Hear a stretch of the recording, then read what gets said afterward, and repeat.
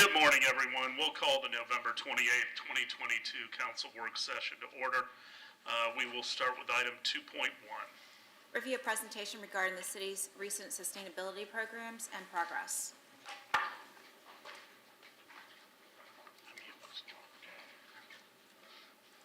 Good morning, Mayor and Council. Sheridan Jamont, Sustainability Coordinator. Can you all see the presentation? Not yet. No. Not yet? There it is. Now you've got it. Awesome.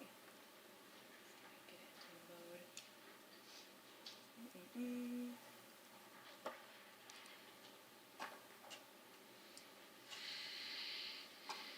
there a way to get it into full screen so you can't see the things on the side? Do the slideshow. I think this is the PDF. It's a PDF. Go to 100 and see. Onto Zoom. You still see that. That is good. All right. That's fine. Well, we can just do this then. So we do quarterly sustainability reports. This is our second one, to keep you informed on what we're working on and the progress that we've made, specifically on green prints.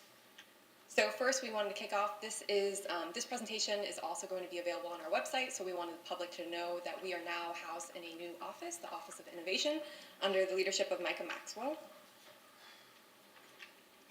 And that we have received 2 new charging stations that are up and functional. They are in our Garden Avenue garage. This fulfills one of the green print strategies of our low emission vehicles.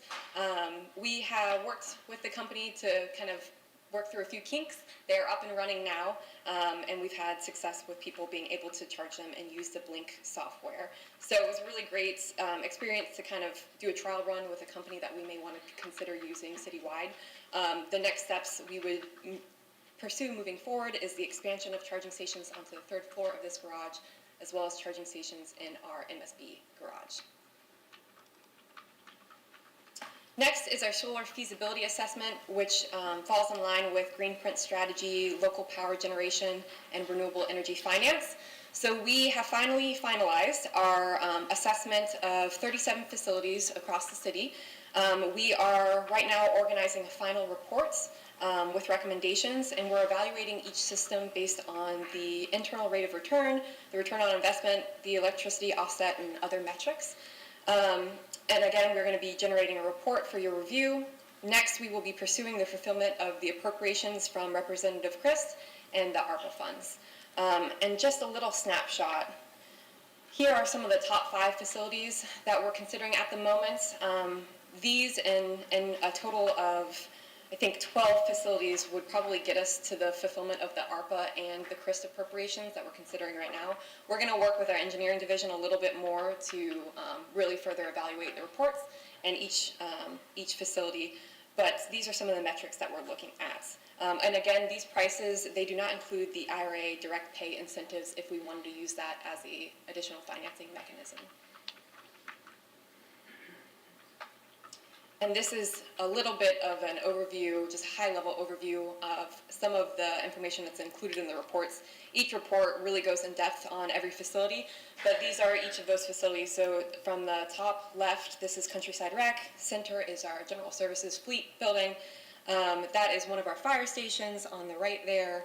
Countryside Library at the bottom, and then that is also our, I think that's our solid waste transfer station right there at the bottom right.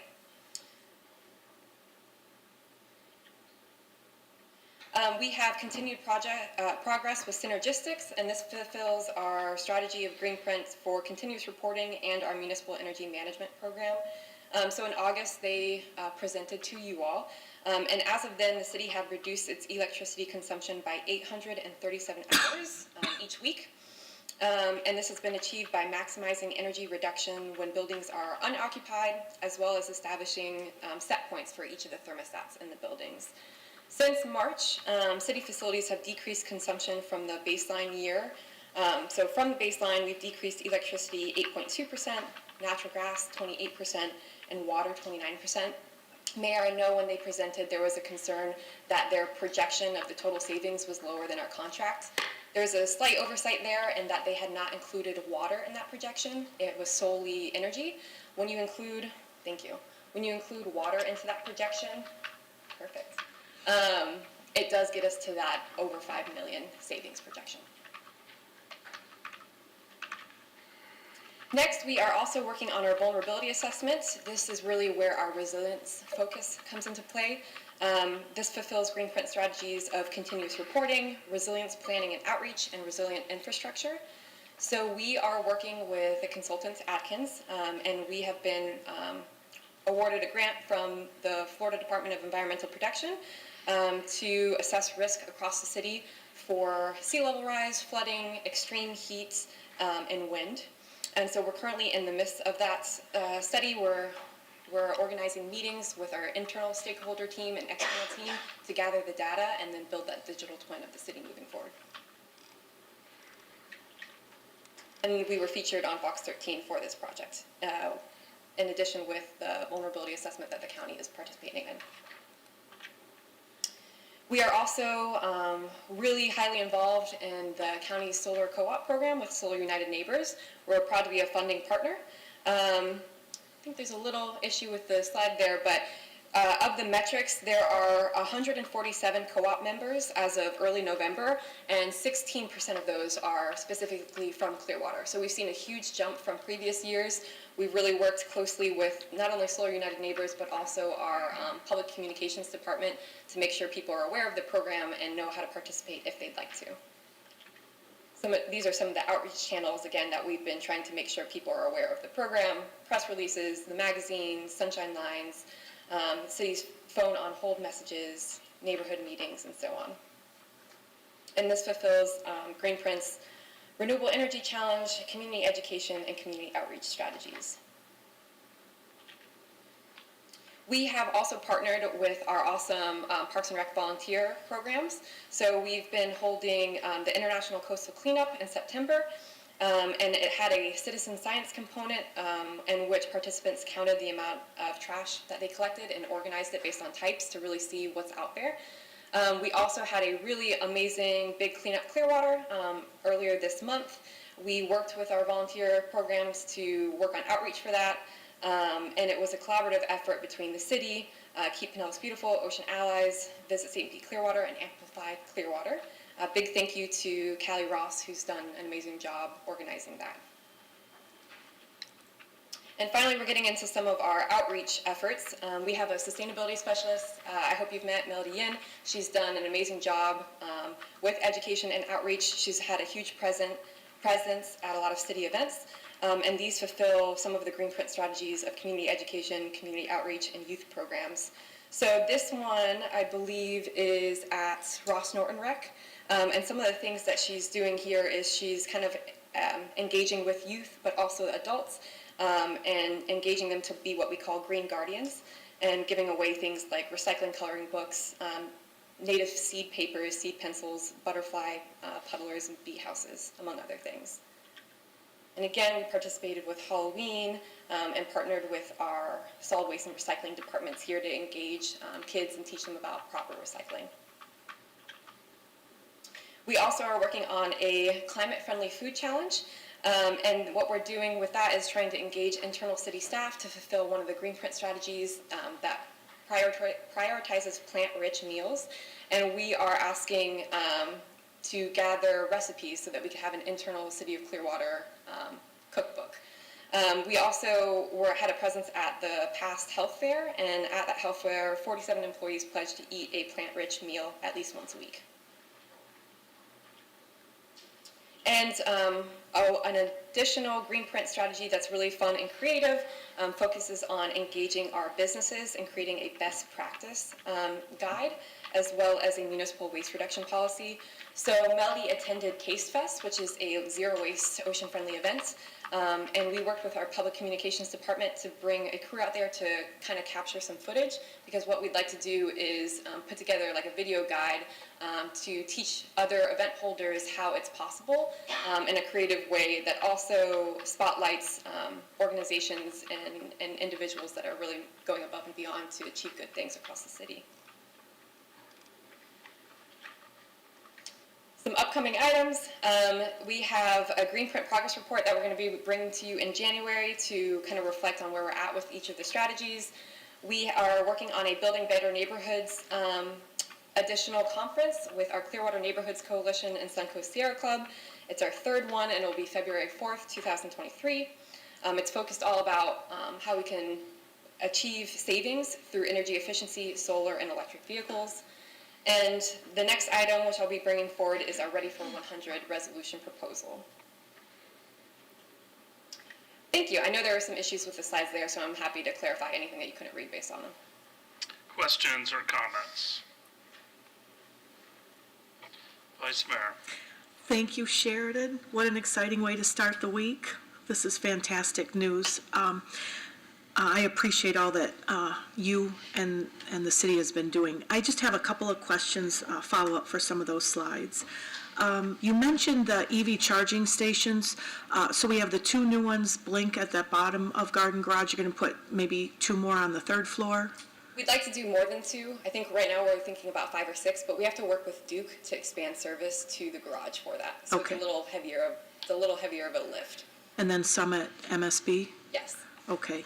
And so I had a question about, is there anything that we as a council can do to more rapidly roll out the EV charging stations? Do we have plans for more than just those 2 locations, expanding Garden and MSB? So we're starting with those locations because that's where it houses majority of our fleets, or at least our light duty fleet. And what we'd like to do moving forward is issue out an RFP. We kind of wanted to get our foot in the water, toe in the water, to see how it went. And then move forward with an RFP to work with a company that can not only do the charging stations, but help us prioritize and strategize moving forward across city facilities. That makes sense. I was thinking, do you talk to other municipalities in our region about, doing kind of a group, like a co-op for charging stations, so that St. Pete and, Seminole and whatever, that if we're all on green lots or Charge Point or Blink, is there power in numbers? So we haven't, but the Florida Sheriff's Co-op, that's what we would do our purchasing through, so at least we would get that pricing benefits. There hasn't been a discussion of kind of like streamlining a vendor like countywide. Yeah. I don't know if there are any like legal issues with that, but there hasn't been any discussion of it. Okay, great. And then, when will the solar feasibility study be publicly available? So we have a very impressive spreadsheet right now. We have each individual reports for all of the facilities. What I'd like to do is I'm going to condense all the reports because each report is probably 50 pages. We have one for each of the facilities. There's a lot of redundant information there to just make sure everyone who's reading it kind of understands some of the background recommendations for solar that aren't building specific. So we're going to condense them into one report. I don't want to make any promises, but I would say probably by the end of this year I could have one out. So we're in late November right now, so Okay. a month. So it might be tied into the green print update in January? Yeah, and we'd like to work with our Public Works Department and our Engineering Division to just make sure that whatever is recommended in the reports is also supported internally, and that we're pursuing the buildings that the consultant is recommending, but also we think are the most ideal as well. Okay. And just talking about that green print update in January, what's the difference between what we're getting today from you, this update, versus what we'll be getting in January? So this one is our quarterly report that kind of shows what we're working on now. What I'd like to do in January is just give you a brief overview of where we're at with all of the strategies. Okay. So kind of a status indicator for, we won't go into each strategy because I think there's like 60 plus, but we can look at like pie charts and graphs on where we're at as a whole with the green print plan. Great. And then speaking of that too, when you use the word like fulfilled this, green print goal and that green print goal, but using the word fulfilled doesn't mean we've completed it and checked it off. It means we're working towards it. Correct. On some of the strategies, fulfilled will mean like we're completing it, but things like community outreach and education, the recycling program and so on, those are always going to be ongoing. So fulfilled probably isn't the right word, but supports probably is better. Great. And then you alluded a little bit to the synergistic slide. My question was, what does reduced electrical consumption by 830 hours every week mean? I mean, is that citywide buildings? And, is it kilowatts, or it just seemed a little... So that's so when they look at, that's citywide for each of the facilities that Synergistic has concentrated on. What they're doing is overnight, they're shutting down the buildings rather than having them run 24/7. So those are the amount of hours that previously the buildings would have run, that they're now not running. Okay, okay. Can I Yeah. interject? That was one of my questions, so rather than stating it later, can we get a dollar figure? That was my next. That's really what I want to see. So I will ask, I think there's been a little hesitancy just because they are still early in the program. It's a 5-year contract. They've just finished gathering and creating a baseline for each of the buildings. So I think moving forward at the next, or the next couple of presentations, they're ready to do that. There's just was a hesitancy to say a dollar amount right now because, again, they're in that early collection phase. But if you know what normal consumption is, which is 100%, and you reduce something by 20%, and you know what the cost of that building is, then that should not be a very difficult number to come to. So you're wanting, It's just math. rather than hours reduced, you're wanting the actual dollar that we Like saved, rather both. than a projection. I'd like both. Okay, yeah, we can do that. But for most people, a percentage doesn't mean much. Okay. I agree. I mean, I'm excited, I love percentages, but too, for me, it's about numbers. And I'm excited about, the decreased consumption of, so my next question's electricity by 8.2%, gas by 28.1, water by 29.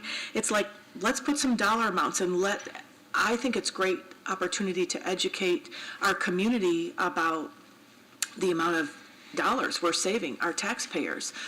And so that would be great. Percentages are great. What's the dollar amount? And then also, what's the carbon reduction equivalent, the pollution reduction? I mean, this is such a wonderful, I think, inspiring, motivating, educational opportunity so that hopefully residents who read that are like, wow, my city's doing a great job saving us money. How can I do that at home? How are they doing that? And what can I do? So I think, yeah, that was one of my questions. And then a little bit of a follow-up of the synergistics, these, shutting down the buildings and zoning and all that business and temperature monitoring. I thought they also did hyper monitoring of billing to make sure is that started or, okay. Yes, so what we can do, I think that would be a lot easier to fulfill what both you and the mayor are asking right now. Because now that they've created a baseline for each of the facility, we now have access and we just received a training on the software that we can use to analyze. So now I will, rather than having to ask Synergistics to create the report, I'll be able to go into this app, pull the actual amount that we've saved, both from kilowatt hours, from dollars, and from carbon emissions. So we can generate that report internally now from now on. And they are also going through and not only saying if there are discrepancies with how we've been billed, but if there are meters running and we either are paying that bill and we don't own that facility anymore, or we aren't actively using that facility, or for instance, we were looking at one bill and all of a sudden we saw irrigation spiked for like 3 months. And then it thankfully came down, someone caught the leak. But we could see that, and if we use that platform moving forward, we might be able to catch it in a month's time rather than 3 months later. But isn't that job, and even almost a report from, and sorry, I forget her name, our Synergistics? Kristen, she would do all that. Does that fall on your shoulders to do all that? I can discuss with them. Again, the app, we need a training, or we had a training on it, but it's fairly easy to use. Is it? Again, it's just hitting a few things, but I can talk with them. Okay. And then I was real excited about this, the next slide that says, with Synergistics, we have decreased consumption of electricity by 8.2%, gas by 28.1%, and water by 29%. That seems phenomenal. So my question is, what are the top reasons for reductions in these categories? How did that happen? So I would have to ask them. Okay. So, and that percentage isn't necessarily citywide. It's for the facilities that they've concentrated on right now. Okay. So that's probably why you're saying that. Yeah, and it would be great to have, that information. So if Synergistics and Kristen focused on the MSB building and they reduced electricity by 8.2%, that's phenomenal. Maybe a column of 2 or 3 things, how'd they do that? And then the dollar amount and the carbon reduction would be great for people to understand, I think. Yeah. And then I just wanted to really say thank you for our city for sponsoring that solar co-op. I think that's really a great thing. I think you weren't here for a lot of those meetings, but I think they were fairly well attended. I went to, good. Yeah, we had a really great one. I was on maternity leave, but we had a really great one at our countryside library that Melody attended, and it was well received. There was a lot of participation. Good, good. And then, there were just a couple things, and this is information from the Sierra Club, but, with solar installations in Clearwater over the last 7 years, we've had residents and/or businesses have saved over $2 million, $2,273 that is in their pocket to spend as they choose, right? In our, whether it's utilities or food or school or, our restaurants, but that's,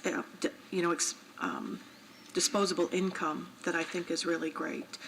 And we have all these millions of CO2, pounds of CO2 saved.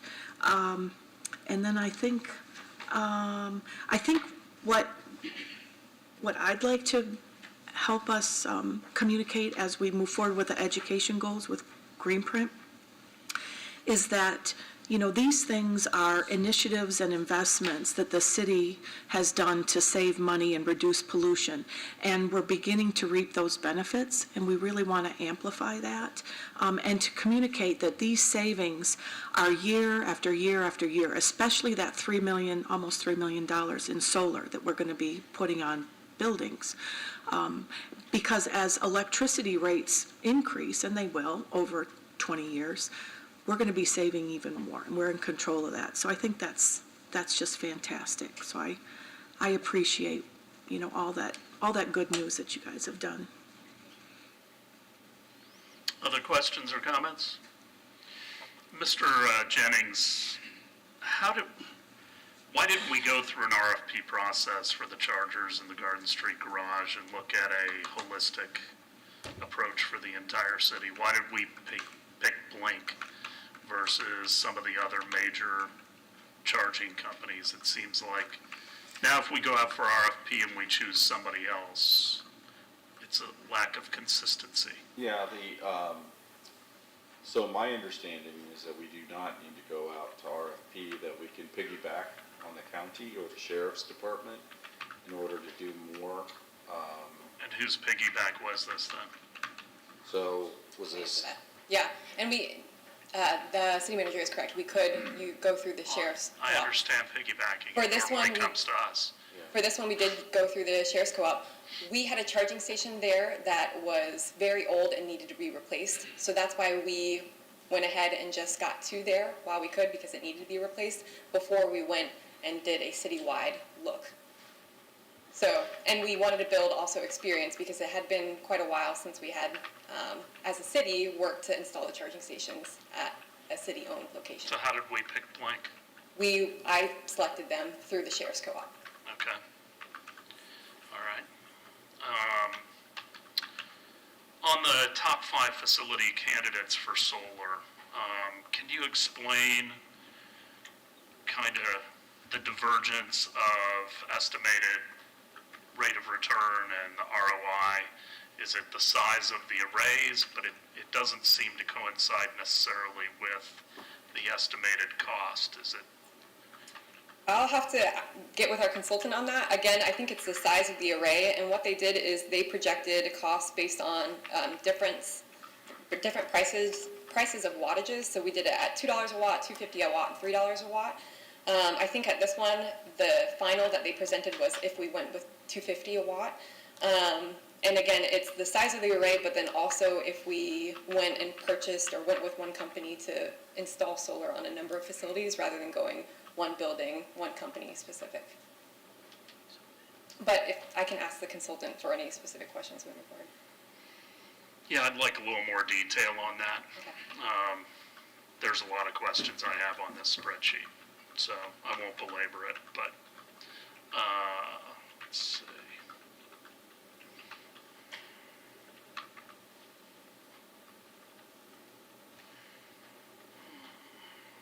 You said something, what is the definition of a plant-rich meal?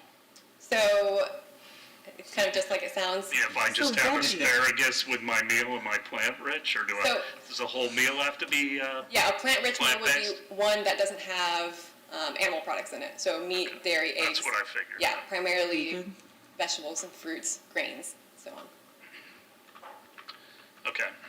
Well, if we can get those things going forward when you give these quarterly reports on what the actual dollar amount is, that's important to me. And then a little more, before we do solar arrays on any buildings, there's gonna have to be more data for me to Yes. approve it. Yeah, we wanted to just provide like a high-level Okay, snapshot. all right, thank you. Item 2.2, are you doing that as well? I am. Establish a Ready for 100 goal in which the city aims to transition 100% of electricity consumed in city operations to clean energy by 2040 and 100% of electricity consumed citywide to clean energy by 2050, and adopt Resolution 22-22. So I'm not going to go through this presentation. At the last council meeting, members of the Environmental Advisory Board brought forward their recommendation that council review and approve a Ready for 100 resolution. I'm bringing forward that resolution today for discussion and if we would like to vote on it.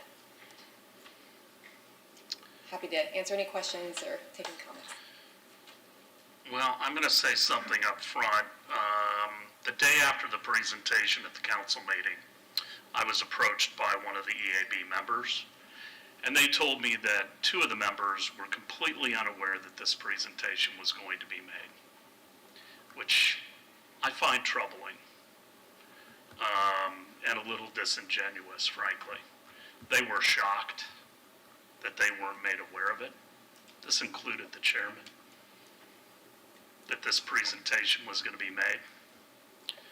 So, internally, Mr. Jennings, I think that's something that needs to be fixed going forward,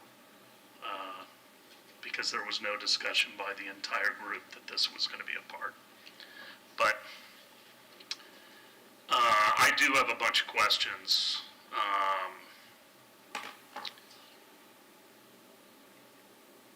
You know, on page 2, I can see how the city can make a commitment to buildings. How can we commit our citizens to do Yeah. it? And maybe that's a Mr. Margolis question, more than yours. Well, without commenting on the substance of the resolution, one way or the other. Anything. Right, I mean, I'll just say that our tools are limited. I mean, we really only have a range of tools in our toolbox. I mean, we can voluntarily incentivize it through various credits. Enforcement tools are limited because we're preempted on a lot of issues, but when it comes to energy. But if that's something council would like me to look at, certainly I could research and present council with a range of options. Suffice to say, it is challenging to try to, for a city, to try to impose a lot of these restrictions on citizens because, number one, we're preempted on a lot of things, and number two, because so many of the issues that we might care about go beyond our municipal boundaries. So many of them may originate outside of the city of Clearwater, they may have infrastructure that goes outside the city, or they're just wildly outside of our control, like the electric company or things like that. But if that's something council would like me to research, I'd be happy to present council with a list of options within the range of our legal authority. Well, I'm going to ask some tough questions, so, and it's not even that I'm against this. It's that I feel obligated to be realistic when we do something. And I'm not really into just doing feel-good stuff to feel good. If it is not achievable, realistic, and not obligating the city to something, first of all, as a council, we can't obligate future councils to anything. They can always change direction. And I think citizens need to understand that. So I think a lot of this is aspirational, and that's fine. It would be very easy to say, let's do it. It's somewhat irresponsible and disingenuous because if you're not going to put the effort behind it, and if you can't obligate citizens to some of these things, then you're ultimately not going to achieve things. You might be able to persuade people to do things on their own, but you can't just get them to do it. You know, we talk about that it's gonna create jobs and save taxpayer money. Do we have any figures on that, or is it just, So the presentation included was something created by the Environmental Advisory Board, rather than me itself, or me myself. I will say I don't have those metrics. Again, following what the city attorney said, a lot of it would be voluntary, and it would be, the city could engage in steps to persuade residents and businesses to take these actions. But again, because it's a resolution, we would not be enforcing them by any means. Yes. and then just, do we have any idea what, you know, this is going to cost the city to achieve? So I have, again, a lot of things are up in the air because there's moving parts. One, future costs of energy. Two, future costs of technology, projected savings, not knowing what's going to happen in the next 5, 10, 15 years. I do have somewhat of a better idea for what it would take internally for city facilities to achieve this and city operations to achieve this. Externally, there's a lot of unknowns, and I don't have a dollar amount or a guess at that. Internally, what it would look like is we focus on energy conservation, working with Synergistic in our energy conservation program to reduce energy 20%. Then it would be, we would do on-site renewable energy production. It needs to be at least 40% of our current usage. We need to offset at least 40. We are currently enrolled in Duke's Clean Energy Connection program. That, by enrolling in it, we have 40% coming from Duke's renewable sources that are inland Florida. So I do have some dollar amounts for that if you would like to hear them. Externally, again, it would all be voluntary. We would look, again, at focusing on energy conservation by doing educational opportunities and campaigns, partnering with Duke to show residents and businesses how they can reduce their energy or practice greater energy efficiency. We could create some financing mechanisms, again, heavily partnering with nonprofits like the Solar United Neighbors and Solar Energy Loan Fund to maximize and what residents are able to do on their own property. We could follow in Dunedin's footsteps and create a city program or grant opportunity for both either efficiency or, like Dunedin, a solar program. How's that financed? That is a great question. I'm not sure how Dunedin is financing I it. think it's from their general fund. I think it's from their general funds. I think they've set aside money to incentivize that for a certain number of homes.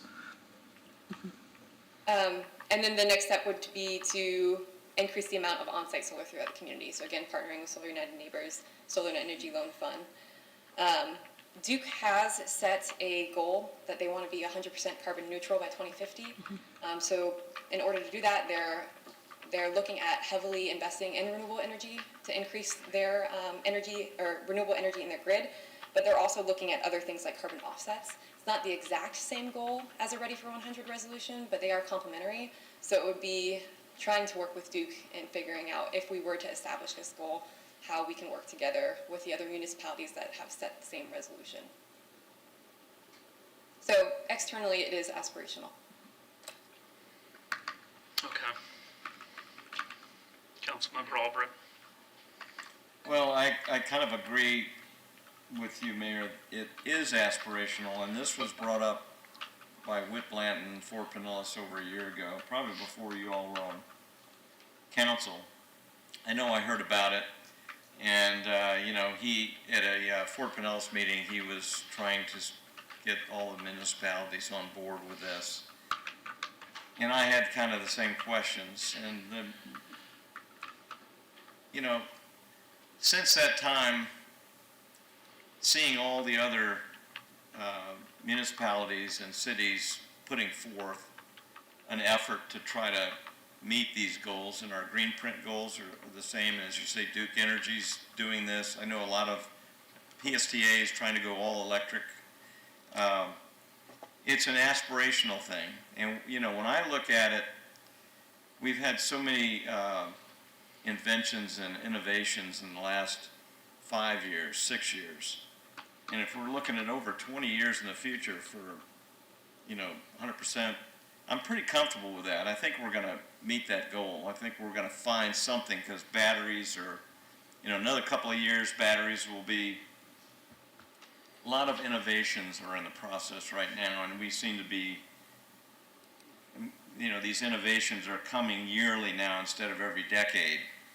So I think it sends a message out. I'm fine with it myself, because I think, we can get on board with the other municipalities saying, yes, we're going to try to achieve this. Now, as you said, we could set something now, and 4 years from now, a new council could come in and say, oh, I don't think it's going to work. But I think it's a good thing, and I would be for this. What did Forward Pinellas finally do? What was the outcome? Did you all vote on it? Did you? I think it was something that was brought forward to have members go to their municipalities and try to get on board with it. And I think, if I'm right now, is there only 3 municipalities in Pinellas that are not on board with it, and Clearwater is one of them? Are not, I'm more familiar, because there's 28 municipalities in Pinellas, so I'm more familiar. It's Safety Harbor, St. Pete, Dunedin, Largo, and I believe Pinellas County itself. So those are that have approved it or have adopted it. Vice Mayor? Thank you for that presentation.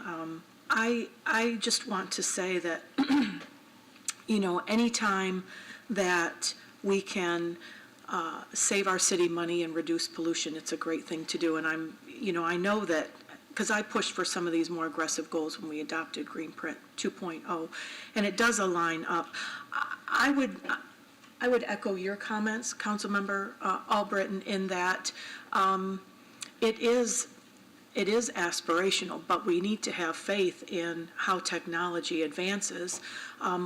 And, if we look at where we're at right now, we've got 40% of our electricity from Duke is clean as it is. If Duke Energy is signing on to be carbon neutral by 2050, they're doing a heavy lift. We've got solar coming in. I think it's the right thing to do. We can't be an outlier with these other major municipalities in our county that are taking this seriously. If anybody's on ground zero, we are. The other thing I would say is, talking about signing on to a resolution that may be aspirational is one thing. But I would view, our Pinellas County Housing Compact is pretty aspirational to have housing available for every resident in the county. That's aspirational, and we signed on to that. I think, everybody in the county signed on to that. And, if we're going to be really hyper monitoring these resolutions, and Whit Blanton's Forward Pinellas resolution about, eliminating all pedestrian deaths, whatever that zero thing is. Again, I wish in my heart that was going to happen, but reality is it's probably not. But we do sign on these compacts or resolutions to let people know our intentions and that we're on board with it. So I certainly support it. I support the staff's recommendation to sign on to it, and it certainly aligns with Greenprint, reduces our pollution, carbon footprint, and saves our city money. Councilmember Teixeira and then Councilmember Bunker. I understand Mayor Hibbert's concerns. I'm the type of person that is very goal-oriented, and I feel that it comes along with great responsibility.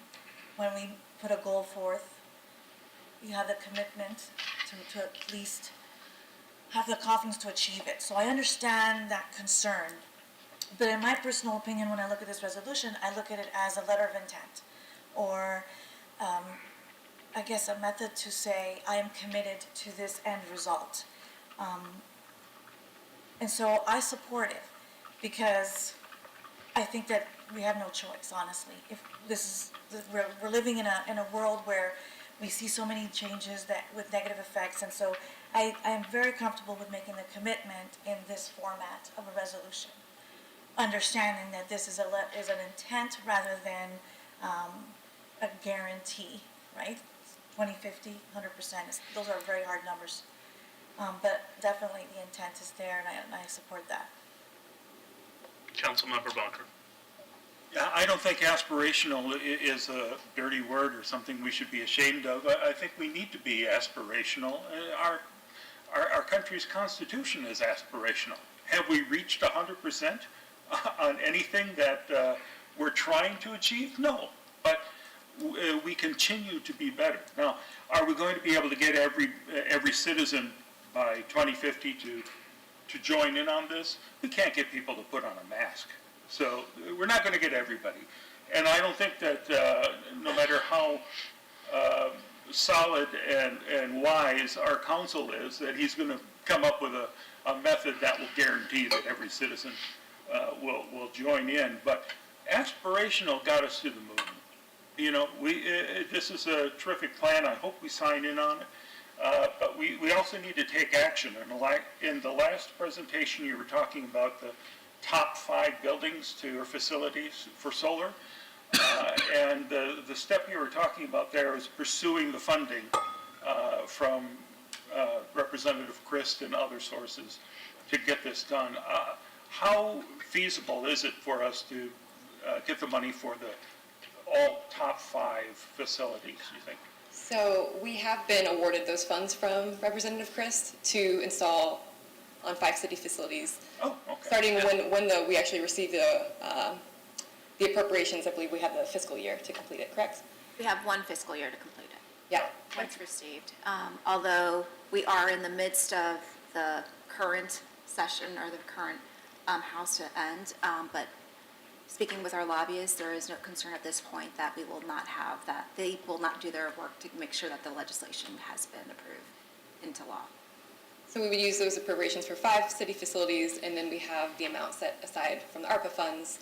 And I think we could get a total, from my calculations, based on the projection from a consultant, for 12 city facilities for that total amount. Terrific. We actually gave a visit. Yeah, we did as we received the money basically over in the parking lot of the old city hall with Congressman Christ. Anyway, as I said at the beginning of this, I'm not opposed to it. I still think we need numbers around it. I think that's being responsible. I think it's irresponsible to sign on to things when you don't have any idea of the cost. I just do. And I will continue to inject reality into our process and ask for figures on everything that we do. And staff should be ready for that. So, all right, 3.1. Accept the 2022 Local Housing Incentive Strategy Report. Thank you. Chuck Lane, Economic Development and Housing Department. So as you all know, we are required by state statute to assemble an Affordable Housing Advisory Committee every year. It used to be every 3 years, now it's an annual process. The committee's role is to evaluate land use regulations, ordinances, our comprehensive plan, and any other city policies or procedures that might affect the cost of housing or might impact a developer's decision on whether or not to build affordable units. The committee makes recommendations for policy changes, and these recommendations are written into the city's Local Housing Incentive Strategy Report. The committee is ultimately tasked with updating this report every year. Now, because we go through this process now annually, beginning to see fewer changes to the report from one year to the next. The committee is required to evaluate 11 specific criteria and can also recommend strategies outside of those 11 topics. So throughout the report, the committee chose to make really minor language changes to insert more affirmative language. Other than that, there were really no substantive changes to the, There were really no substantive changes to the committee's recommendations under the 11 required focus areas. The committee did make 2 recommendations that will require staff action. One was pretty minor. It's with our down payment assistance program. We're required to perform a housing quality standards inspection prior to funding a down payment assistance loan. The committee advised that we perform that step earlier in the process, so our loan does not delay the processing of the first mortgage. This is something that we can do. It'll create a small element of financial risk, but it's something that we can handle. The second recommendation is to incentivize developers to include affordable housing in all new multifamily development projects. This one's quite a bit more complicated. This is one of those things that in my world, you're always trying to achieve.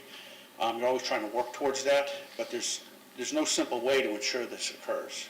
We'll continue to work with market rate developers to make them aware of incentives to including affordable units within market rate projects. Mixed income projects are truly, the most desirable way to go. They're also the most difficult to achieve from a financing perspective. The state statute requires that the AHAC approve the updated report. This occurred on Monday, November 7th, by unanimous approval by the committee. Following approval on Thursday, the committee will automatically sunset, and we will incorporate the updated local housing incentive strategy report into the city's local housing incentive plan. That's a plan we submit to the state every 3 years. I'll take questions, please. Questions for Mr. Lane? Councilmember Teixeira. I want you to expand on something. The committee, in your discussions, they recommended an affordable housing advocate. What does that look like? Are they talking about staffing, a volunteer position from the committee? Do you know what they meant by that? Affordable housing advocate, I'm not sure of the area you're talking about, but that's generally, my role in what I do, and I coordinate with the planning department on issues. I work as a liaison with these developers and our planning department as they work through trying to get permit approval, site plan approval, that kind of thing. And then the other thing was, they're talking about a template for single home to speed up the permitting process. That's not something that we can implement. Well, what that is, for example, Habitat for Humanity, they do quite a few homes in Clearwater, and they really use, one of a handful of designs. So they use the same design multiple times. So what we're asking them to do is submit that for pre-approval, and that will expedite the process when they come and they use that home in a future build. And have they been doing that? They are in the process of getting those approved right now. And then my last question is kind of based on a thought that I've always had, which is subsidized housing in itself is not the cure, because we've been doing it for decades and it hasn't worked. And so we have to be creative and add more options. And right now, there's a focus on flexible housing, different creative housings from, mini homes or mini houses to shared housing and all that. And I think the time is right, especially with Gen Z and millennials being open to that type of housing. So my question is, do we have those developers available to give this type of housing, to build them? We work with a lot of different partners. On the market rate side, it's very difficult because developers are trying to maximize the profit, and that's all there is to it. We are going to try to commission a study to look at housing in Clearwater. That was done a few years ago throughout the county to look at needs, different types of housing, the demand for different types of housing. The committee talked a little bit about shared housing and, ADUs, accessory dwelling units, and there's a lot of different ways to go. It's just hard to bring developers to the table when trying to maximize that dollar. There's a lot of nonprofits that we work with that are willing to go there. A lot of the private folks, they just keep making money. Other questions, Vice Mayor? Hi, Chuck. Thank you for this. I sat on that LHAC committee, so, had these multiple conversations that were really very productive and insightful, and the consultant that worked with us did a really nice job. As far as the two modifications that will require staff action, I fully support both of them, especially the AHAC asked staff to incentivize the construction of mixed-income housing developments that incorporate both affordable and, I thought we had changed that that incorporate both affordable and like market rate housing units into the same project rather than non-affordable, because market rate is affordable to somebody, right, with a bigger bank account, but whatever. So I do, that's what I support. I think there's a lot of value in mixed income housing developments and feel that we should incentivize those or have the ability to look at incentivizing them. But I also wanted to ask the council's opinion about, if you look at the local housing incentive strategies update, and we're here like on page 57 of 62. It says, encourage affordable housing developers of single-family homes to submit frequently used template plans for pre-screening by the building official to further expedite the staff permit review process. I think that's one, Lena, you referred to. What part of our discussion was about also is, my question here is, in the future, could we look at incentivizing this so that these developers of, eventually if it gets to be an ADU or a tiny home or, the Habitat homes or whatever, if they get a template that works in our city fairly easily, let's pay them to have, access to that template for other developers, to reduce the cost of other affordable housing developers, to say, well, the city has these 8 templates that generally are approved, and take a look at one of them as a starting point. So I think that might be something we could, look at in the future. And then the other one is under E.2, modification of fees. And this says, continue to assess the financial, legal, and administrative feasibility of reducing, refunding, or redefining by unit size the cost of impact fees and/or permitting fees related to the development of affordable housing with the goal of being on par with other municipalities in Pinellas County. I would hope minimally we are on par with other municipalities, if not lower, to encourage more housing options in our city. And so I'd like to know your thoughts about that we need to be competitive. And really, when we think about, Chuck, how many single-family affordable housing units do we have per year? Under 10? 10's a decent number, 15, on a good year. Okay. And so if we reduce or eliminate some of those, impact fees or the Parks and Rec fee or whatever, what would be the budget ramification if we did that? And the same with, multi-unit. To really take a look, we're not talking about hundreds of units every year. I mean, we can see that it takes us years and years to get an affordable housing development up and running, right? It's a whole lot of puzzle pieces that have to fit together. So I would say minimally, we better be competitive, if not, one of the leaders there in reducing those fees for affordable housing developers. So I'd just like to know your thoughts on that one. It's recommendation 2.2 on page 57. May I?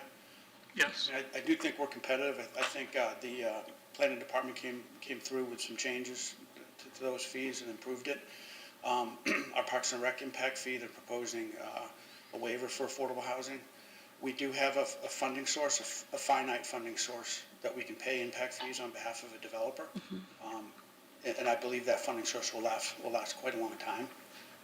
So we're doing pretty well there. Okay. Just as long as we, got the data for the rest of the municipalities that we know we are. Great. What source are we using to offset those It's a impacts? funding source that we picked up years ago with the sale of Fulton Apartments. Oh, okay. And council at the time allowed the Housing Department Division to use those funds exclusively for that. I was there. So, okay. As far as the incentives, what other incentives can we use? I mean, is it density, intensity, height? We have a density bonus for affordable housing. We do expedited permitting for affordable housing. Flexible lot lines. That's part of our plan to begin with. The density bonus is probably the biggest one we have and the one that can really move the needle when a developer needs that added density. So when you give extra density, are they also looking for additional height, and do they ever hit their head on some of our limitations or start to get into some of the life safety requirements of going higher? I believe with the additional density, I believe they're allowed on some additional height. I believe it is, but the density bonus is up to 50%. It's anywhere from 20 to 50%, depending on the mix. That's significant. Yes.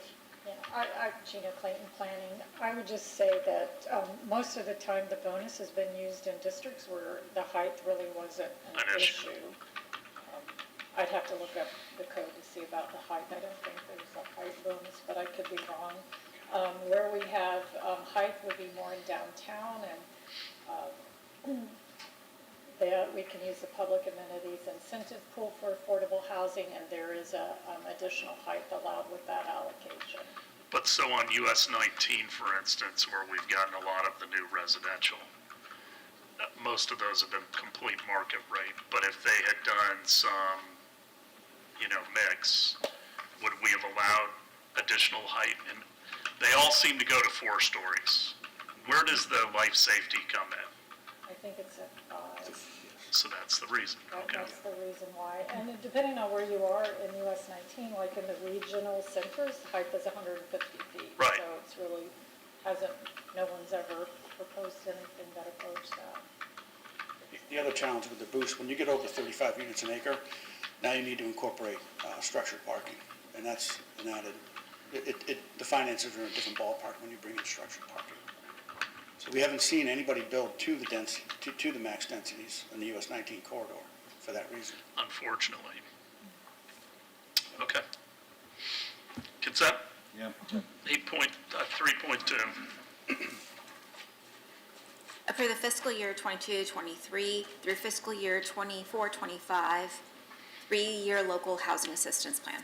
So in 2005, Pinellas County established the Pinellas County Community Housing Trust Program to expand the production and preservation of rental and owner housing for very low to moderate income families. 1 year later, the county established the Housing Trust Fund and made a one-time distribution to municipalities. We received just under $1 million with that allocation. That money's long gone, but because we did so, we spent that money in the form of loans. We continue to receive program income, and this allows us to keep a balance of Pinellas County Housing Trust Fund money. Because we carry a balance, we're required to submit a plan for how we're going to use these funds every 3 years. This funding source was created to mimic the SHIP program, State Housing Initiative Partnership Program. So anything we can do with SHIP is eligible with this funding source. The advantage to this source is that it is less restrictive than SHIP. So we use this funding source when we need a little bit of flexibility. So it's not a large amount of money, but we're still required to produce a 3-year plan showing how we're going to spend it. We anticipate spending $293,710 over the next 3 years. This includes anticipated program income, which is really a guessing game. The plan states that we will use these funds on 3 main strategies and very broad strategies. 1, to produce new rental and owner housing. 2, to preserve existing rental and owner housing. And 3, program administration, which is primarily staff salaries. It's a very basic plan, which makes this item really more of a procedural requirement than anything. So I'll take questions. Questions for Mr. Lang? All right, we'll talk about that on Thursday, 3.3. Authorize staff to negotiate a contract for the sale of real property to Habitat for Humanity Pinellas County and Clearwater Neighborhood Housing Services, Inc. as the recommended recipient for the request for proposals and qualifications for property located at 1454 South Martin Luther King Jr. Avenue. So the president and CEO of both of those organizations are here today, should you have any questions of them. On August 4th, City Council declared this city-owned property as surplus for the purpose of selling the property through a competitive RFP process, request for proposals process. To recap that discussion briefly, the property is about 1.3 acres, and the RFP called for a mixed-income home ownership project such as townhomes. Half of the units shall be sold to households whose income does not exceed 80% of area median income, and the other half not to exceed 120% of area median income. So maximum density for the site is 24 units, which includes additional units from the affordable housing density bonus. The RFP called for the highest density practicable while still staying consistent with the development pattern and scale of the neighborhood. We had 3 respondents to the RFP, Habitat for Humanity and Tampa Bay Neighborhood Housing Services combined to submit a single proposal. Suncoast Housing Connection submitted a proposal, and Spiegel Enterprises LLC submitted a proposal. Each proposal called for 24 units with the same income mix I mentioned a moment ago. The review committee decided unanimously that the proposal submitted by the Habitat and Tampa Bay Neighborhood Housing Services team and the one submitted by Suncoast Housing Connections were the top proposals, and they were asked to present to the committee and respond to questions at a virtual meeting. So the 2 project concepts had similarities. Site plans were similar. All the units were 3 bedrooms, 2.5 bathrooms. garage. There were some notable differences, and I'll roll through them real quickly. The land purchase, Habitat for Humanity and Tampa Bay Neighborhood Housing Services are proposing a land donation from the city to them. Property was valued at $525,000 for a recent appraisal. Suncoast Housing Connections proposed to pay $180,000 for the land. Total development costs for the project. Habitat in Tampa Bay, just over $9 million. Suncoast Housing Connections, just under $7 million. Unit size, Habitat for Humanity and Tampa Bay, 1,460 square feet. All of the units the same size. Suncoast, all the units at 1,200 square feet. Project completion, Habitat and Tampa Bay are proposing a two-phase project complete in March 26. Suncoast Housing Connections is proposing a completion in January 25. Proposed sale price, Habitat and Tampa Bay Housing Services are proposing $325,000 on average. That's $222.60 per square foot. Suncoast Housing Connections proposed a sale price of $278,000. That's $231.67 per square foot. Down payment assistance, Habitat will seek down payment assistance loans for 12 units, the ones that are over 80% AMI. Up to 80% AMI, they'll have 0% interest mortgages. They won't need down payment assistance from the city. Developer fee, this is really how they're making their money on this project. Habitat in Tampa Bay proposed a 12% developer fee, which is about $968,590. Suncoast Housing Connection proposed a 10% developer fee, $7 million. So there is a gap, a financial gap. So they both proposed some funding in the form of grants, some funding in the form of loans. Total grant funding requested by Habitat and Tampa Bay Neighborhood Housing Services. Now this is a cash gap, this is the land, and also the portion of the down payment assistance loans that is a grant. That combined, they're seeking $1,945,170 in grant funds. Now, they do plan to go to the county and seek penny for Pinellas funding. That amount has not been determined yet. The Suncoast Housing Connection total grant funding, $1,226,125. Again, that's the portion of the land they're not paying for, the cash gap and down payment assistance. Total loan funds Habitat is seeking is $540,000. That's the loan portion of the 12 DPA's down payment assistance loans.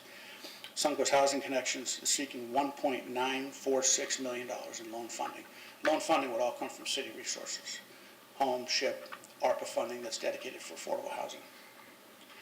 So the review committee unanimously selected the proposal submitted by Habitat for Humanity and Tampa Bay Neighborhood Housing Services, although we all agreed that Suncoast Housing Connection was a close second. There were two elements of potential risk that the committee really felt set the two apart. For the units to be sold to households earning up to 80% of area median income, I mentioned that those is 0% interest mortgage. So that's half of the project won't be subject to volatile interest rates when these units are sold. So that's one of the elements. Secondly, this group really seemed to have a good handle on how they would create and manage a homeowners association. That's a very critical element with a project of this size, because if it fails, it can be catastrophic. They plan to actually have one member of either organization sit in the committee indefinitely. Their lawyers will draft up the documents. They really put together a pretty good proposal on how they would set up that homeowners association and maintain it. So the next steps will be to negotiate terms and sale of development. Habitat in Tampa Bay will be submitting an application to the county, as I mentioned, for penny for Pinellas funding. I'll work with City Manager Jennings on what our funding level will be. That will dictate what they ask of the county. There's also other features that we need to talk about, rooftop solar and other energy efficient features. There are things that we need to come together, and that's why we're asking Latitude to negotiate at this time. I'll have to come back later with a contract for you. So I'll take questions at this time, please. Questions from Mr. Lane? Vice Mayor. I just have a couple. Chuck, I like your last comments about you are going to, things that need to come together and solar and energy efficiencies and things. One little question I had is, who is the owner of a business located in the Lake Bellevue area that was part of that decision-making or recommendation committee? It was Andy Caudell. Okay. And then,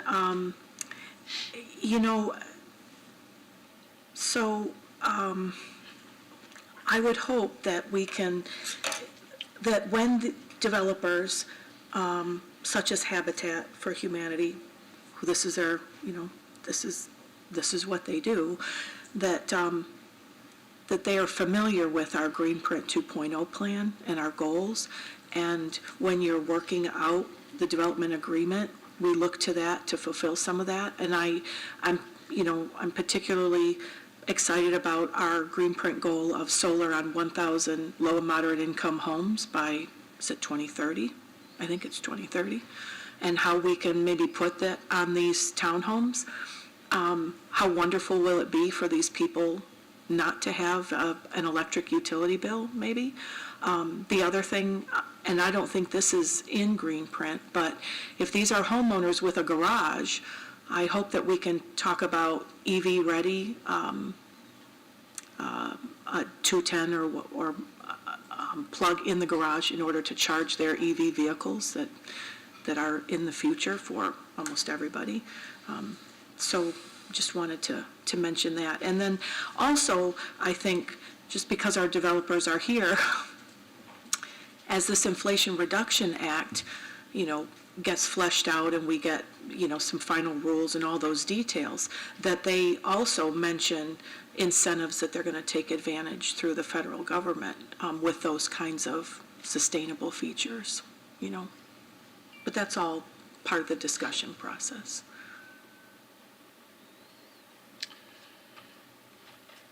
Did Habitat have a homeowners association at the corner of Sunset and Betty? Yes. And how's that worked out? It's been a learning process for them. I don't know if you want to ask Mike about it directly, but they've had some issues. And that really has shaped how they would approach this project. Yeah, I'd like to hear about that. Mr. Sutton. Also, are you ready to give all your designs away? Ready to go. No. We'd be more than happy to collaborate when it comes to designs, but we have, Proprietary. finances that go into that, and so just giving those out into the community probably wouldn't work. But Stevens Creek was definitely a learning experience for us. I think when we built those 51 units on the corner of Sunset and Betty Lane, our education program was very small at the time. It was also 10 to 12 years ago when that project was first broke ground on. Our education program now is 32 robust classes that all homeowner candidates have to go through. The conversations that Frank and I have had about this particular project on MLK would be a pretty robust HOA education component that would be above and beyond the classes that we would offer. Obviously engaging an attorney early on and getting everyone up to speed. We're moving families into that neighborhood that have never had any sort of responsibilities to an HOA before. So getting folks educated would be the key piece of that. And then identifying a way to keep someone, either a representative from both organizations or one that would kind of straddle, that would have an ex officio role on that board. We're saying up to 30 years, maybe even, as long as the community exists. I think would be also key to the whole process. But Stevens Creek, back to your original question, there were some missteps along the way that we learned a lot from, and we continue to learn a lot from. Okay.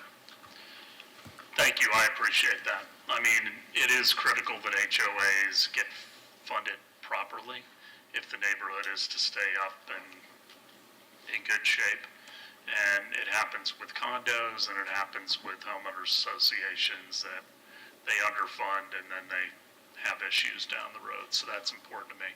All we are doing today is giving staff authorization to negotiate, and then that will ultimately come back to us. Yes, sir. So, consent? Yep. Thank you, Mr. Lane. 4.1. Approve an increase of purchase order for Central Florida Contractors for the 2021 sidewalks project. Thank you, Ms. Call. Good morning, Mayor and Council. Tara Kivett, City Engineer. This proposed increase in the sidewalk contract takes advantage of current economical unit pricing for the year to expire June 23. This increase will enable us to continue with our capital neighborhood plan, assist Parks and Rec with sidewalk at Valencia and Cliff Stephen Parks, continue with tree-related locations, and address a portion of the ARPA-funded locations. Any questions? Any questions for Ms. Kivett? Vice I Mayor? just had a question about what are we looking at on that map? Are those completed? Are those to do? Those are to do, some of the remaining tree-related locations that were part of that backlog list. So that is not the neighborhood capital plan. And then are we going to have in the budget for next year, what would be the annual amount to just maintain and keep our sidewalks safe without having to come at the council every now and then to increase those things? You know, what do you need each year? More than the 750 that is currently in the out-year plans. Actually, we increased that, so we're now up to 1.5 million. This is adding an extra million, bringing it to 2.5 just for the current year. So we'll take a step back and look at if the 1.5 for the next couple years is adequate or not. Will we be all caught up now with this allocation? All caught up, meaning? Like we don't have a big backlog of repairs? You know, I mean, I'm sure things happen every day. Yes, so we're never caught up. Never caught up? In essence, Okay. because there's always complaints coming in. They take time to address, again, especially, with our, as the trees are getting older and aging infrastructure, the tree-related issues take longer to address and are more costly to address. Okay. So it's about 1.5 million a year to keep our sidewalks in good shape, you're thinking? It's probably a little bit more than that. I'll have to get back to you. We have our 3 and 5 year plan, and I think it was a higher dollar value than the current 1.5, but it may be close. I'll let you know. Okay, thanks. If I may, Yes. yeah, sorry. I would definitely believe that it's much more than 1.5. And because there are I get a lot of requests for additional sidewalks. I get requests for widening sidewalks, which I think is an issue in certain areas of the city as it relates to ADA. We also have a lot of ADA work still to do in the city. So on the sidewalk side, I do think that this funding does take care of the backlog of the 200 plus that we had addressed, we have been addressing since last year. But I certainly wouldn't want to give the council the impression that 1.5 million is kind of the baseline. Okay. Because it's substantially more. Okay. Have we ever thought of doing a re-examination of the whole network? I mean, you look at what the county provides, and I'm not slamming the county, and then you look at what the city provides. I mean, 1.5 not being adequate on an annual basis. And I'm all for catching up. We're kind of rating years 3 and 4, but that's an extraordinary amount of money. Yeah, yes, it is, but we get a lot done with that money. It also includes some curb work, tree work, obviously. But we recently updated our condition assessment, similar to what we've done with roadway and asphalt, and so that has helped us establish the 3 to 5 year plan. And are we getting any better pricing with this volume? Yes. Okay. And this, our current contractor is holding prices since January of '21, which is great. I'm worried that when this current year expires in June of '23, I'm not sure he'll hold those prices anymore, so we're trying to get as much done between now and June of '23 as possible. So that Pricing is starting to come down, though. True. I talk to contractors Right. all the time, and they're starting to see pricing come down. This contractor we've used for years. He is, I think the last at least 7 to 10 years even, has been the lowest by a significant amount. And so we do feel like we're getting some great pricing. But does good work. Yes. Okay. Consent? Yep. 5.1. Approve a joint project agreement with Pinellas County for the reclaimed water pipe repair on Old Coachman Road. Good morning. Excuse me, my name is Jeremy Brown. I'm an engineering manager with the Public Utilities Department. This is a joint project agreement with the county to relocate an existing reclaimed water main that's located along Old Coachman Road. The agreement was previously authorized by council back in 2020, but has since expired, and the item before you today is to approve the new agreement. I'm happy to respond to any questions. Any questions for Mr. Brown? When's the work supposed to be done on the bridge? It's in the county's hands. I wish I could have better. Are we coordinating with them? Yeah, that's why we have to do our project, and in fact, their contractor's gonna do our portion of the work. Well, I wouldn't want to see it done during spring training. That would be a faux pas to close off that road. Yeah, unfortunately, it's not our project, if you will. But Mr. Jennings, I hope we're communicating with Barry. Yes. Okay. Consent? Thank you. 5.2. Authorize an increase on purchase order to Shannon Chemical Corporation for erosion control chemical polyortho blend. Good morning, Mayor and Council. Rich Gardner, Director of Public Utilities. The item before you today is an increase on the purchase order for polyorthophosphate chemical used in water treatment and distribution to prevent corrosion in our pipes. The reason an increase in the PO is required is due to a significant price increase of the chemical earlier this year. The new contract amount will be $140,000, representing a $30,000 increase, which will get us through the remainder of the contract, which ends in March of 2023. I'm asking for your approval and happy to answer any questions. Any questions? If we had a contract, why aren't they honoring the price? So in our contract, our standard contract, in the invitation to bid, it gives on the annual date of the contract price increase. So generally, in the past, that price increase has been 3-5%. And it's based on an index, an industry index. In the current economy, those price increases have been much more than what we experienced in the past. It's getting better, but we have a few contracts that are older that this continues to happen. Okay. Consent? Yeah. 5.3. Authorize a purchase order to Gardner Denver, Inc. for the purchase of blower equipment, replacement parts, and service. Rich Gardner, Director of Public Utilities, no relation to Gardner Denver, Inc. Thank you for that disclaimer. The item before you today is the authorization of a purchase order for a sole source contract for Gardner Denver blowers, parts and service for the water and wastewater systems. The blowers are used to replace existing equipment in kind. Replacement of the blowers with other manufactured equipment would require re-engineering and modifications to the existing piping systems. We're recommending an award to Gardner Denver, Inc. in the amount of $225,000 for the first year and $110,000 for years after that. This is a one-year contract from December 2nd through December 3rd of 2023 with the option for 2 one-year renewals. I'm asking for you to authorize the purchase order and happy to answer any questions. Any questions? Consent? 6.1. Reappoint David C. Farrar to the Municipal Code Enforcement Board with a term to expire October 31st, 2025. Council members, Mr. Farrar has been serving on the board. It was a partial term, and he is interested in reappointment. He only had one absence during this past year, but I did include the new application as well as a copy of the old application for your consideration. Any questions? Vice Mayor? Yeah, I just had a brief comment about, because we're seeing this new application, and this isn't about this applicant because it's on the next couple of agenda items, but, so we have that question still, do you own or represent a business in Clearwater? It's a yes or no.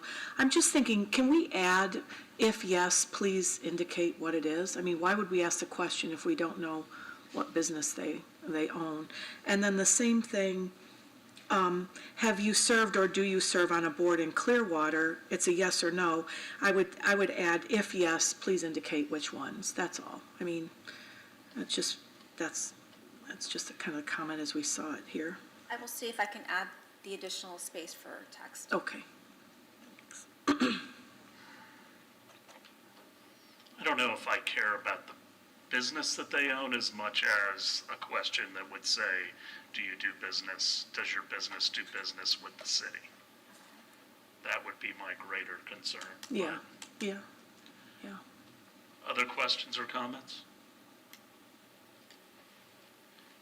Consent on Mr. Farr? Yes. Yeah. 6.2.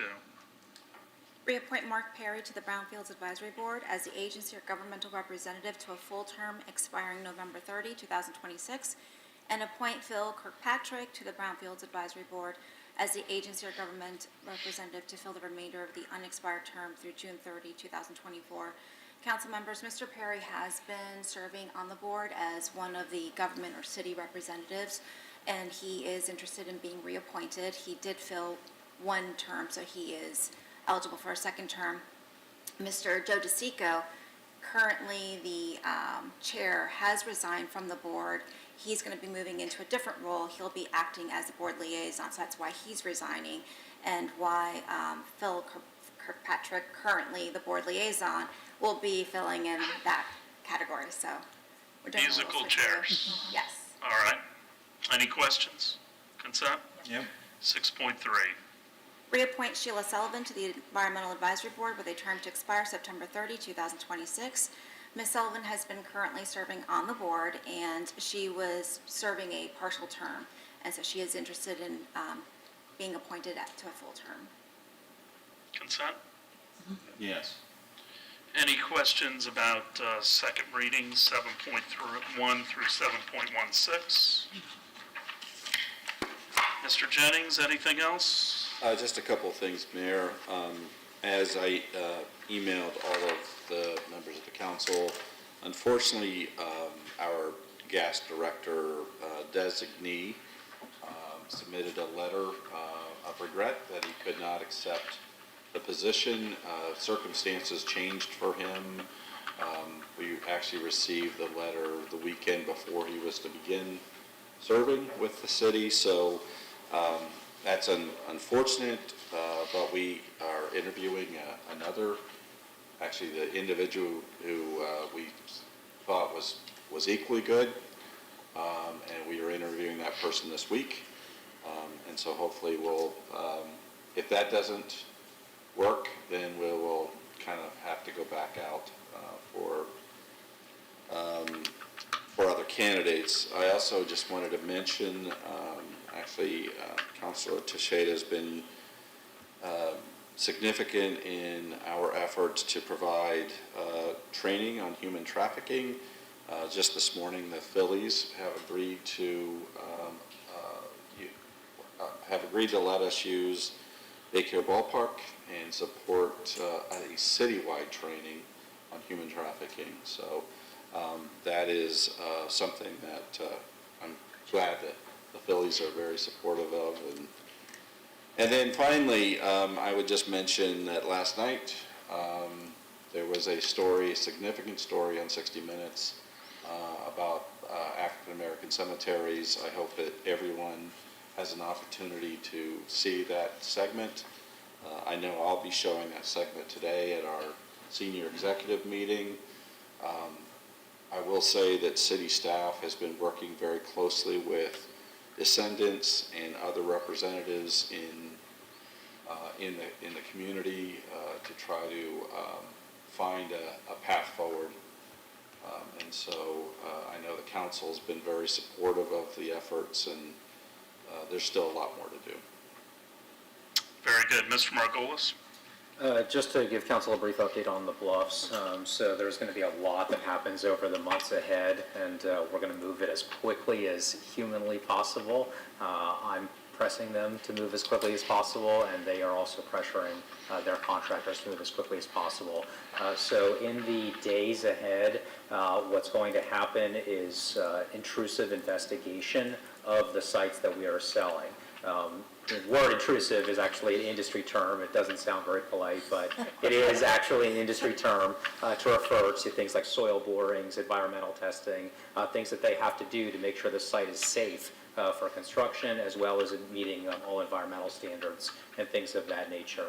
So I've been working closely with Mr. Mirable and Ms. Kivett on that, and I wanted to say thank you to them because they've really helped work with the development team to expedite this. Literally, even over Thanksgiving, we were emailing to get this expedited. So we're hoping that geotechnical analysis could begin as early as next week. There is a little bit of a complication at the Harborview site, just because that site is currently being used by Skanska for staging for Imagine Clearwater.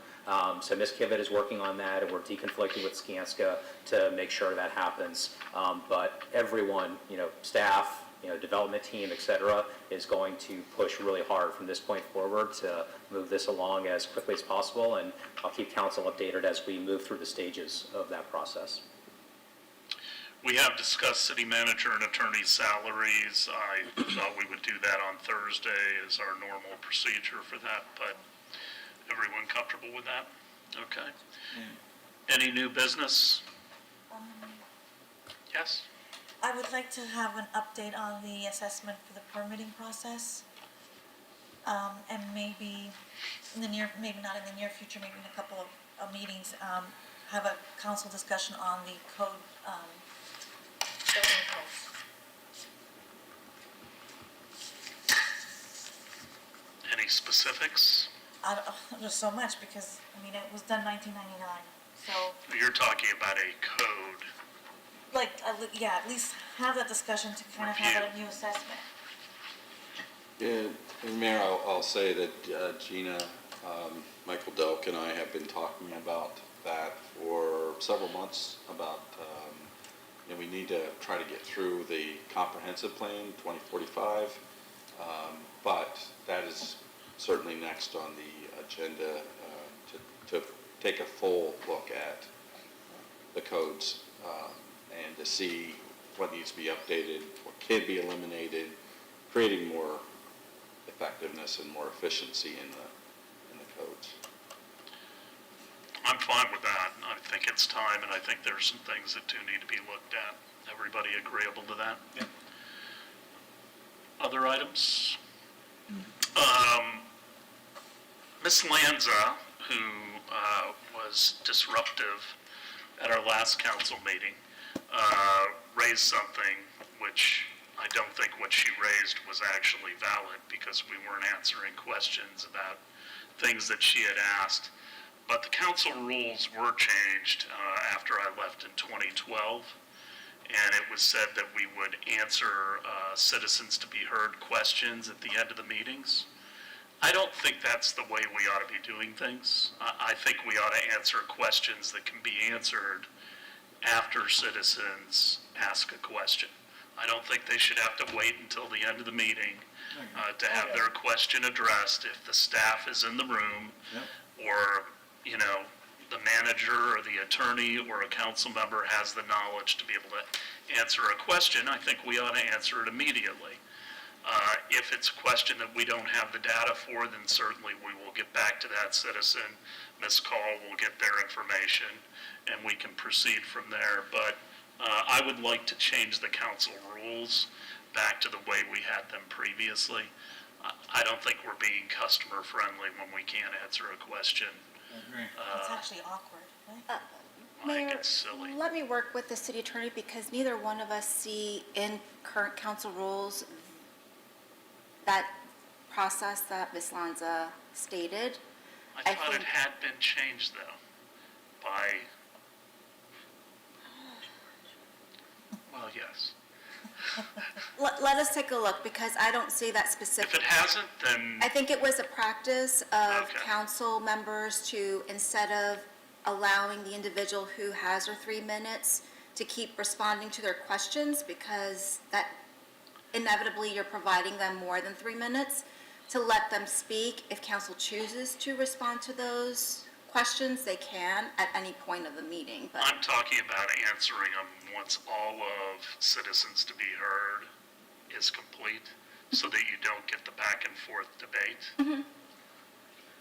I was going to suggest, even if the rule is currently silent, I'd be happy to draft an affirmative rule now, which would state that council or staff will respond at that time window, meaning as soon as citizens to be heard closes, then that will be the time. If council would like to make that an affirmative requirement, we could put that in the rule. And that would be like if appropriate. If we have an answer or some We may directive at not, that time. but if we do, Right. yes. Yeah. Councilmember So Albrecht. I like the way that you respond, Mayor. And I've seen mayors in the past not do this, but you do give some kind of assurance to the people up here that we're listening and we'll get back to them, and then you point out the appropriate, city employee that will give a response. I think that's really helpful. I agree. I just think it's our responsibility to be responsive and do it in a timely manner. So I'd like to, If the council is comfortable. with that, Memorialize draft that. a rule. Absolutely, I'll present that at the next meeting. but I also don't want the debate back and forth either, so.